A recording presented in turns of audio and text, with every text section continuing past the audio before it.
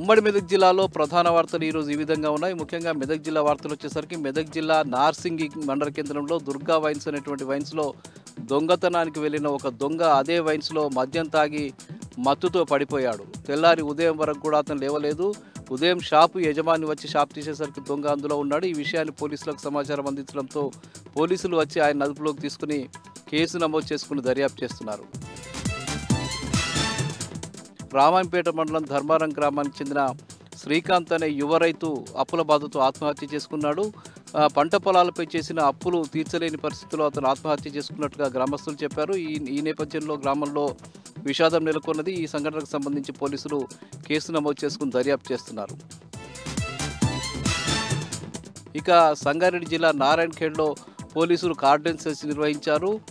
నారాయణఖేడ్ పట్టణంలో వివిధ ప్రాంతాల్లో కార్డన్ సెర్చ్ నిర్వహించి వాళ్ళు సుమారు 62 వాహనాలకు సంబంధించిన లైసెన్స్ లేని వాహనాల్ని స్వాధీనం చేసుకున్నారు. ఇక సిద్దిపేట వార్తలు వచ్చేసరికి సిద్దిపేట పట్టణంలోని ట్రాఫిక్ పోలీస్ స్టేషన్లో ఈరోజు పోలీసులు ప్రత్యేకంగా డ్రైవ్ నిర్వహించి వాహనాల్ని పట్టుకున్నారు.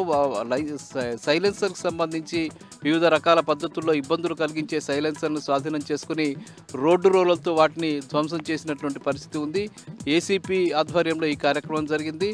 భవిష్యత్తులో ఇలాంటి కార్యక్రమాలు చేపడితే ముఖ్యంగా సైలెన్సర్స్ ద్వారా ప్రజలకు ఇబ్బంది కలిగించే ప్రయత్నం చేస్తే కఠినంగా వ్యవహరిస్తామని చెప్పి ఏసీపీ ఈ సందర్భంగా హెచ్చరించడం జరిగింది. ఇవి ప్రధానంగా ఈరోజు ఉమ్మడి మెదక్ జిల్లాలో ఉన్న వార్తలు.